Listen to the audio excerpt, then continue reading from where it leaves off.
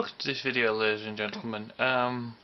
Today we're going to be having a look at a way of connecting a ZX Spectrum, and the same goes for other older systems up to a modern day monitor. In the case here, obviously, as you've seen in some of my other videos, it's the +3 I've modified. So what I've used is one of these boards. I'm not quite sure if you can see it there. It is a GBS 8200/8220. Basically, the way I've got this board connected is the fact that coming out of the back of the Spectrum is a Paratel RGB socket that is going into a Scart lead, and then that Scart lead is going into the wiring loom that comes from the board. Give me 1 second, I will just get that to show you. Basically, it's all underneath my monitor, but I've got that's the loom coming off the board. Obviously that's the Scart lead coming from the back of the Spectrum here, and basically the two just plug together like that. Basically I got both the Scart lead and the basically I got the Scart lead from a company in Hull called Retro Gaming Cables, and courtesy of Retro Gaming Cables, they also put the end onto that wiring loom for me. So I'll just unhook the camera from the tripod now, and you can have a look at the back of the Spectrum. Basically, as you can see, there's the board in question. So basically, as you can see from the back of the Spectrum, I've got a Paratel connection there. Sorry, Paratel's here. Paratel connections here. Obviously, this is the switch I installed when I did the audio mod, and that's the output for the audio. And obviously, that's a DVI device I've got. So basically, that there goes up there to the back of the monitor into via the converter and into the basically the GBS 8220 board there. I mean, that is the sort of, obviously, don't know how well this is coming out, but that's the sort of quality you get on a VGA monitor. This basically goes from RGB to VGA. As I said, you should be able to use a similar sort of technique with Amigas and STs, and hopefully, as I said, that should work. Let's have a look at a few games now loaded in from the DIV. Give me a sec.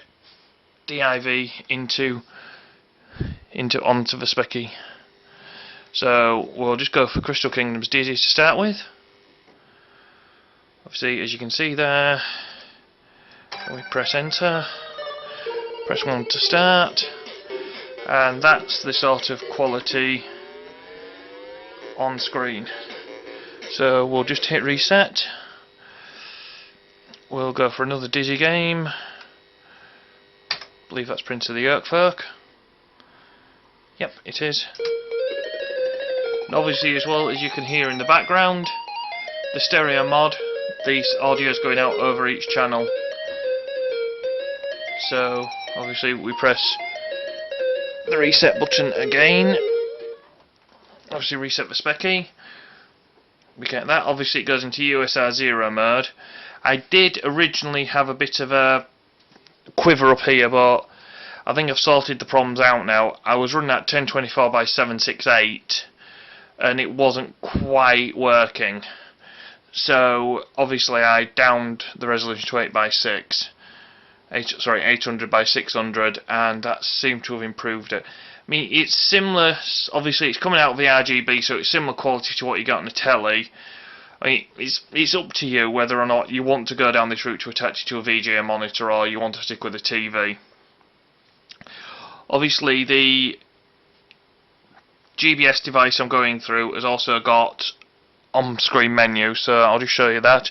One of the buttons on that is a menu button, so when you press it you get that. Obviously you've got navigation arrows, so we'll just have a look at a few of the settings. As I say, I've been playing with some of these settings just to try and get it to look right. Obviously geometry that's what this is. I mean, this is a 22-inch monitor, which normally, if it was hooked up to a PC, would be running at 1280 by 1024. But in this case, it's running at 800 by 600. Obviously, you can see there, that's settings. Oh, one thing I would mention is, when you buy one of these devices, they, by default, come up with either a Cantonese or a Chinese menu. So what you have to do is obviously go into the menu. It threw me to start with when I first bought it. Go up to that option, second to bottom option. Click the menu button and choose English. Otherwise, you're in either Chinese or Cantonese. And obviously, if you can't read Chinese or Cantonese, you're a bit stuffed. So basically, that is a quick video on the GBS 8220 video converter board. As I said, you can get these on eBay. This particular board I've got here costs me 16 quid plus, I think it's about £3 postage and packing, and it arrived within a couple of days. So, as I said, they're reasonably good boards. As I said,